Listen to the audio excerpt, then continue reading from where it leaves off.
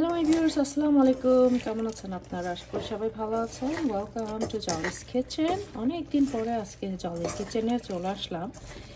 একটা হাতে মাখিয়ে ডাল, মুসুরির ডাল, আলু এবং করলা, সাথে দিয়েছি পেঁয়াজ, একটু রসুন, হলুদ, লবণ, তেল, একটু আস্ত জিরা।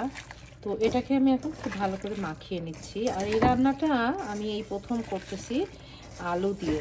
আলুটা কখনো দেওয়া হয়নি। অ্যাকচুয়ালি আলু আর করলা ভাজতে চেয়েছিলাম, পরে হঠাৎ করে মাইন্ড চেঞ্জ করলাম যে আলু করলা না করে আমি বরং ডাল দিয়ে এটা একটু চচ্চড়ি করে ফেলি। তো দেখা যাক, আমি যেহেতু এই খাবারটার আগে কখনো করিনি, আজকে প্রথমবারের মতো করতেছি। ডাল দিয়ে করলা চচ্চড়ি তো অনেকেই খায়, এটা আমি অনেক করেছি এবং এটা আমার খুবই পছন্দের একটা খাবার, কিন্তু এই আলু দিয়ে কখনো করা হয়নি। তো কাঁচামরিচের পরিমাণটা অনেক বেশি দিয়েছে, একটু ঝাল হলে ভালো লাগবে। আর যেহেতু আমার একটু ঠান্ডা ঠান্ডা আছে, এই জন্য মনে হচ্ছে ঝালটা হলে আরও ভালো লাগবে।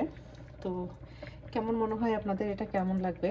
আমি একবারে হাতে মাখিয়ে এটাকে বসিয়ে দিব এবং এটাকে আমি একটু গামাখা গামাখা করব। তো দেখা যাক এটা খেতে কেমন হয়। তো আমি সব একবারে মাখিয়ে দিলাম, এখন একটু পানি দিয়ে বসিয়ে দিব এবং ফাইনাল লুকসটা কেমন হলো সেটা নিয়ে আপনাদের কাছে চলে আসবো। তো সাথে থাকুন, একদম ফাইনাল লুকসটা নিয়ে চলে আসবো। তার আগে একদম ভালো করে মাখানো হয়ে গেছে।